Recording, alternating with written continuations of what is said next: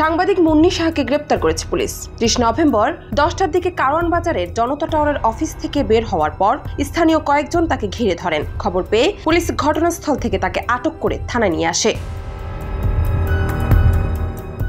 প্রত্যক্ষদর্শীরা জানায়, তাকে নিয়ে যাওয়ার পর শতাধিক ব্যক্তি তার বিচারের দাবিতে স্লোগান দেন। ৩০ নভেম্বর রাতে ডিবির পক্ষ থেকে বিষয়টি নিশ্চিত করা হয়েছে। গত জুলাই আগস্ট ছাত্র জনতার আন্দোলনে রাজধানীর যাত্রাবাড়িতে গুলিতে শিক্ষার্থী নাঈম হাওলাদার নিহতের ঘটনায় একটি মামলা হয়েছে। গত 22 আগস্ট যাত্রাবাড়ি থানায় ওই মামলা করেন নিহত শিক্ষার্থীর বাবা মোহাম্মদ কামরুল ইসলাম।